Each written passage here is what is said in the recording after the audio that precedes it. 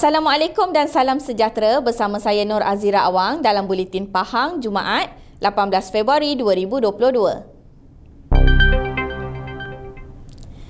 Kebawah Duli Yang Maha Mulia Pemangku Raja Pahang Tengku Mahkota Tengku Hassanal Ibrahim Alam Shah Ibni Al-Sultan Abdullah Riayatuddin Al-Mustafa Billah Shah berkenan menerima pelantikan sebagai Penaung Diraja Sukarelawan Universiti Malaysia Pahang UMP.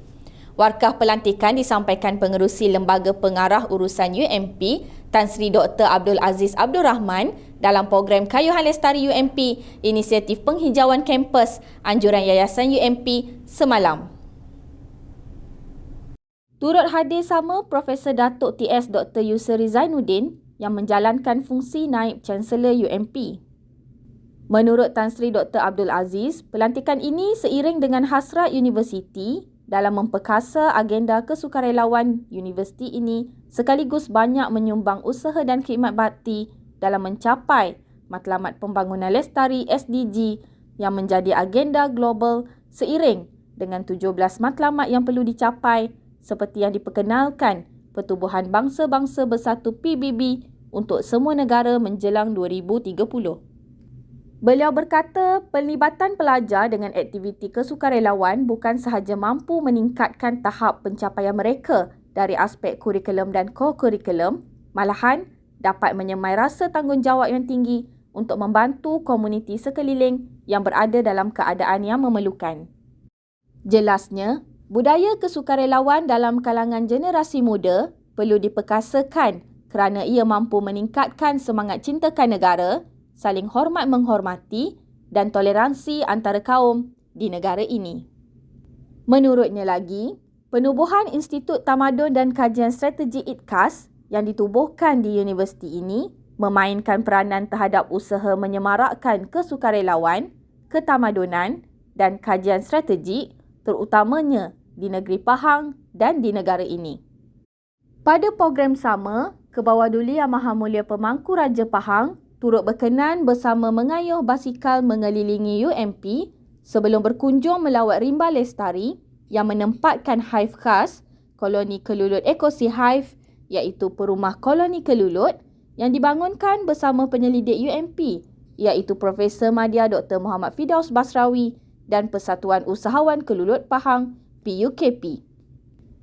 Kebawah Duli Yang Maha Mulia Tuanku turut berkenan menyempurnakan penanaman pokok kebangsaan Malaysia iaitu merbau di rimba lestari ini. Terdapat lebih 1,800 pokok daripada 24 jenis pokok rimba dan pokok kayu tropika terdapat di rimba lestari ini. Antaranya seperti tongkat ali, meranti tembaga, cengal, beruas, ketapang, jelutong, simpuh air, meranti rambai daun, sungkai dan pokok peluru yang ditanam di sini. Baginda kemudiannya berkenan menerima plat kenderaan khas UC2 bersempena sambutan ulang tahun ke-20 UMP di mana kombinasi kedua-dua huruf UC ini diambil bagi mewakili huruf U yang juga awalan perkataan universiti iaitu UMP, manakala C adalah nombor pendaftaran kenderaan rasmi bagi negeri Pahang selain keistimewaan tersendiri dengan perkataan unik UC. Kerajaan Pahang menandatangani Memorandum Perjanjian Pelaburan MOA bernilai 5.5 bilion ringgit dengan beberapa syarikat pelabur luar negara hari ini. Perjanjian itu dimeterai di antara Badan Berkanun Negeri Pahang bersama syarikat-syarikat pelabur luar negara dari Singapura, China, Thailand dan Korea Selatan membabitkan 6 projek pelaburan. Perbadanan Setiausaha Kerajaan PSK yang diwakili oleh Yang Berhormat Setiausaha Kerajaan Pahang, Datuk Seri Dr. Salahuddin Ishak, menandatangani 3 perjanjian pelaburan bernilai 1.145 bilion ringgit iaitu bersama Ciptaan Gabungan Global Sendirian Berhad, Golden Prosperous International Private Limited dari Singapura, melibatkan projek kilang pengeluaran aloi mangan, berkeluasan 100 ekar di Gebeng Kuantan bernilai 1 bilion ringgit. Golden Sea Farm Malaysia Sendirian Berhad dari Thailand melibatkan projek Taman Aquakultur Penternakan Udang berkeluasan 160 ekar di Rompin bernilai 40 juta ringgit. dan BAF Aqua Sendirian Berhad Buff Private Limited dari Thailand melibatkan projek ternakan udang dan ikan berteknologi tinggi berkeluasan 130 ekar di Rompin bernilai 105 juta ringgit. Pahanggo Sendirian Berhad yang diwakili oleh Pengerusi Jawatankuasa Sains, Teknologi, Inovasi, Komunikasi dan Multimedia Negeri Pahang yang berhormat Datuk Haji Muhammad Fakhruddin Muhammad Arif memeterai perjanjian pelaburan bersama M-Trip Sendirian Berhad dari China melibatkan projek aplikasi mudah alih bagi pelancongan di Pahang bernilai 66 juta ringgit. Perbadanan Kemajuan Negeri Pahang PKNP yang merupakan anak syarikat kerajaan negeri diwakili oleh Ketua Pegawai Eksekutifnya Yang Hormat Datuk Muhammad Faizal Jaafar menandatangani MOA pelaburan bersama IBN Loversion Sendirian Berhad South Ocean Development LLP dari Singapura melibatkan projek pelancongan Rompin Ecotourism Park berkeluasan 231 ekar di sempadan Rompin Pekan bernilai 90 juta ringgit. TGA Solution Sendirian Berhad TGES yang diwakili oleh Ketua Pegawai Eksekutifnya Yang Hormat Datuk Haji Amiruddin Muhammad Said menandatangani pelaburan bersama Pekan Power Plant Sendirian Berhad dari Korea melibatkan cadangan pembangunan jana kuasa elektrik 1,200 megawatt yang berkeluasan 100 ekar di Tanjung Agas Pekan bernilai 4.21 bilion ringgit.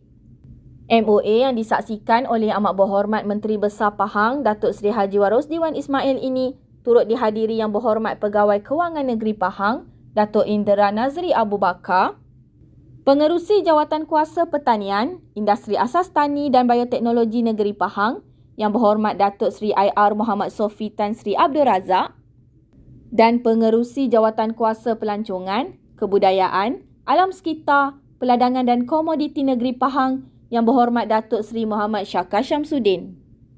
Datuk Seri Haji Warosdi dalam ucapan aluannya berkata, perjanjian ini mampu merancakkan pertumbuhan ekonomi dalam pelbagai sektor dan berupaya membuka lebih banyak peluang pekerjaan kepada rakyat Pahang. Katanya, Kerajaan Pahang menjangkakan dapat menarik pelaburan sebanyak 18 bilion ringgit bagi tahun ini. Beliau berkata sepanjang tahun 2021, Kerajaan negeri telah berjaya menarik pelaburan bernilai 11.1 bilion ringgit melibatkan 987 juta ringgit pelaburan domestik dan 10.1 bilion ringgit pelaburan antarabangsa. Manakala bagi tahun 2022 pula, Kerajaan negeri menetapkan KPI pelaburan Pahang adalah bernilai 18 bilion ringgit dan KPI ini sememangnya mampu dicapai kerana berdasarkan maklumat terkini, potensi pelaburan di bawah seliaan unit antarabangsa ketika ini adalah dianggarkan bernilai 45.7 bilion ringgit.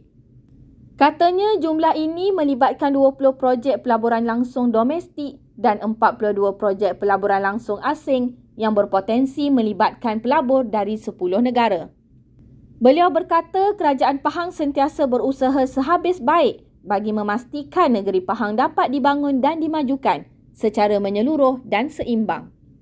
Kerajaan akan memastikan tiada kawasan yang terpinggir dari arus kemodenan dan kemajuan supaya rakyat dapat menikmati akses kemudahan dan prasarana yang berkualiti di seluruh Pahang. Seramai 10,298 suntikan vaksin COVID-19 telah diberikan kepada kanak-kanak di Pahang sehingga 16 Februari 2022. Pengarah Kesihatan Pahang Yang Hormat Datuk Dr. Noor Azimi Yunus berkata, jumlah tersebut adalah 5.3% daripada keseluruhan 192,600 kanak-kanak yang layak menerima vaksin. Menurutnya, PIC Kids Pahang telah bermula pada 3 Februari 2022 dengan pemberian vaksin COVID-19 kepada golongan kanak-kanak komorbid di 11 pusat pemberian vaksin khas SPPV seluruh Pahang. Yang Hormat Datuk Dr. Noor Azimi berkata, PIC Kids diteruskan dengan pemberian vaksin kepada semua kanak-kanak yang layak berumur 5 hingga 11 tahun bermula 14 Februari 2022. Beliau berkata demikian kepada media hari ini. Tambahnya, sehingga kini terdapat sebanyak 168 PPV dibuka bagi pemberian vaksin COVID-19 kepada kanak-kanak di seluruh Pahang.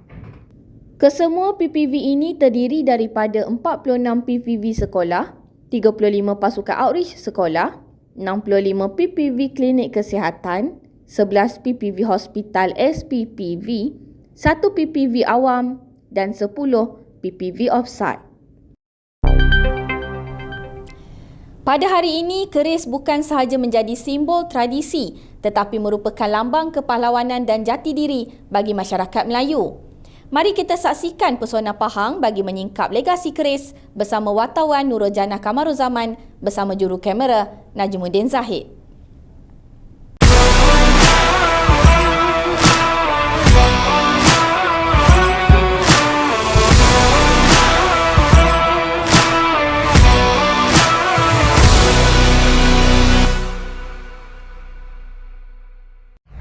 Hai, Assalamualaikum semua. Hari ini Pahang Media nak bawa anda semua untuk melihat sendiri cara pembuatan keris Pahang di bengkel keris Pahang yang terletak di Salong Pekan. Jom. Sebut sahaja keris, sudah pastinya ramai yang berkata ia merupakan senjata pahlawan di alam Melayu selain melambangkan jati diri bangsa Melayu. Apabila kita membicarakan mengenai jenis-jenis keris pula, ramai yang akan berkata adanya keris Kelantan, keris Kedah, keris Terengganu, keris Perak dan juga keris Bugis. Tetapi berapa ramaikah daripada kita yang mengetahui adanya keris Pahang? Mendekati tukang keris atau pandai besi di Kampung Salong Cini Pekan, Encik Wan Islahuddin Ali 43 tahun merupakan antara tukang keris di negeri Pahang yang masih aktif menempa keris Pahang sehingga ke hari ini. Beliau berkata minat untuk membuat keris bermula pada tahun 2000 lagi apabila beliau sering melihat tukang besi menempa keris Pahang dan pada tahun 2018, beliau kemudiannya bergerak secara aktif sepenuh masa. Okey, sekarang ni kita boleh lihat Pak Teh ni nak tengah buat meratakan tapak cicak keris. Menurut beliau di Pahang masih terdapat ramai tukang-tukang keris, tetapi yang beliau ketahui masih aktif cuma ada 4 orang saja, iaitu beliau sendiri, Pok Lee Jaya Gading, Rozi Kampung Kurnia dan seorang perintis yang tinggal di Beserah Kuantan. Mengusahakan bengkel pembuatan keris yang dinamakan Salong Forge and Cutlery, Wan Islahuddin atau lebih mesra disapa dengan panggilan Pok Teh oleh penduduk tempatan berkata, beliau hanya menempa keris Pahang saja bagi mengekalkan warisan tradisi dan keunikannya. Menceritakan ciri-ciri unik yang ada pada keris Pahang, Wan Islahuddin berkata, keris Pahang ada banyak jenis dan bermacam ragam dapurnya atau bentuk keris dan yang terkenal adalah keris lok 3 jenis tulang bulat dengan kepanjangannya 13, 15 dan 17 inci. Salah satu lagi ciri yang kita nak kenal, biasanya umbi dia lebar, keris Pahang, dan juga dia punya special terletak pada kawang dia. Ciri-ciri lain yang special pada keris Pahang biasanya kawang dia. Kawang dia sangat berbeza. Negeri lain tak memakai kawang macam keris Pahang. Biasanya keris Pahang ni dia akan mengikut 3 tempat. Jenis kawang dia biasanya melalui pematian saya. Kawang alik ulu, belah di pertengahan dan belah hilir. Contoh dia macam di Pekan. Menceritakan lagi bentuk keris Pahang, Wan Islahuddin berkata, terdapat 2 bentuk yang lazimnya ditempa, iaitu bentuk lurus besi sebatang dan juga berpamor. Menurutnya lagi, keris berpamor agak rumit untuk dihasilkan kerana ia merupakan satu proses mencampurkan besi-besi yang berbeza untuk ditempa bagi menghasilkan satu bentuk besi padu. Ada kadang-kadang kita tengok jenis pamor benda yang customer nak. Kalau yang jenis setakat lapis biasa ni, sebulan syarah. Menyentuh mengenai harga, Wan Islahuddin menjelaskan harga bagi bilah keris besi lurus sebatang dengan penyudah perhalusan ialah RM750 hingga RM2,500, manakala bagi bilah keris berpamor pula harganya bermula RM950 hingga ke RM4,000. Untuk terfaham boleh kat situ. Kalau nak WhatsApp pun 013-256-1134. Beliau juga berharap pembuatan keris Pahang ini ada penyambung legasinya agar warisan keris ini tidak luput ditelan masa dan terus kekal untuk generasi akan datang.